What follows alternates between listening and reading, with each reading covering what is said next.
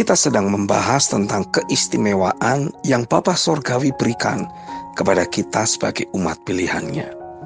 Yang pertama, Tuhan memberi kita ada suatu hak istimewa atau privilege sebagai anak-anak-Nya.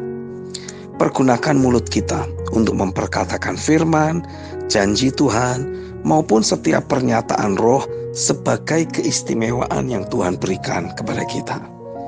Yang kedua, ada penjagaan ketat dari kerajaan sorga. Kehidupan sehari-hari kita dijagai secara sedemikian rupa oleh Bapa Sang Penguasa Semesta. Mara bahaya, kecelakaan, sakit penyakit, dan bahkan maut akan diluputkan dari hidup kita yang percaya. Yang ketiga, Tuhan memberikan pelatihan sebagai tim yang akan memerintah bersama dengan Bapa. Semua yang terjadi dalam hidup kita adalah sebuah proses latihan untuk memperlengkapi kita sehingga kita siap memerintah bersamanya. Kitab 2 Timotius 2 ayat 1-6 menuliskan, "Sebab itu, hai anakku, jadilah kuat oleh kasih karunia dalam Kristus Yesus. Apa yang telah engkau dengar daripadaku di depan banyak saksi, percayakanlah itu kepada orang-orang yang dapat dipercayai, yang juga cakap mengajar orang lain. Ikutlah menderita sebagai seorang prajurit yang baik dari Kristus Yesus.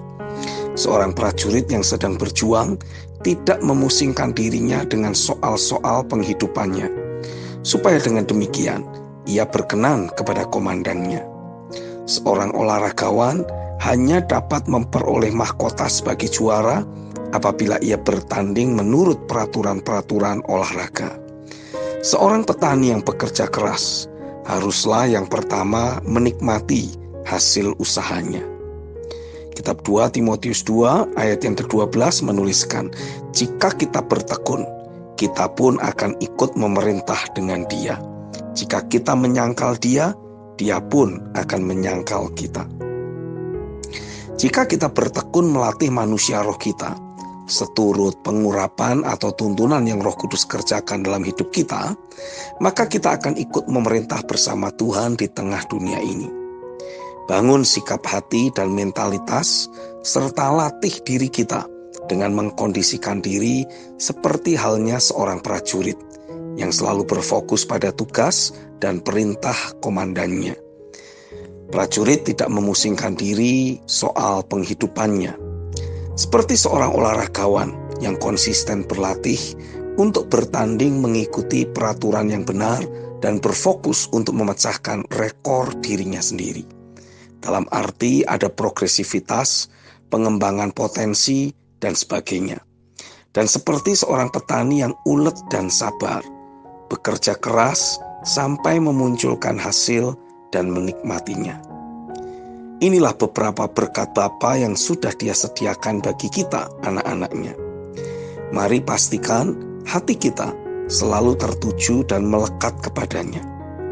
Kondisikan pikiran kita selalu berfokus untuk mendengar firman serta dengar-dengaran terhadap setiap perintah dan arahannya.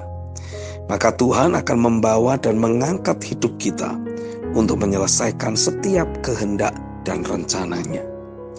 Jadi ingat dan perhatikan bahwa semua berkat yang Tuhan berikan dalam hidup kita bukanlah sekedar untuk kita nikmati seorang diri atau kita kejar secara pribadi atau istilahnya solo run. Tetapi sesungguhnya semua berkat yang Tuhan karuniakan adalah untuk membawa hidup kita mewujudkan kehendak-Nya melalui corporate destiny yang Tuhan taruh dalam hidup seorang pemimpin atau bapa rohani yang Dia anugerahkan di dalam suatu keluarga rohani. Yesus diberkati dan diberi segala kuasa oleh Bapa seperti yang ditulis dalam Filipi 2 ayat 5-11 dan Efesus 1 ayat 19-23, karena Yesus selalu berfokus untuk menyelesaikan kehendak Bapa.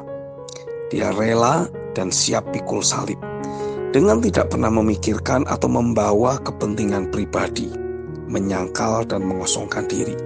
Matius 16 ayat 24. Hal yang sama Tuhan kehendaki bagi setiap kita yang mau mengikuti Dia, mengikuti jalan profetis atau jalan iman untuk menggenapi destiny ilahi secara bersama-sama atau memanifestasikan pelayanan tubuh Kristus. Amin.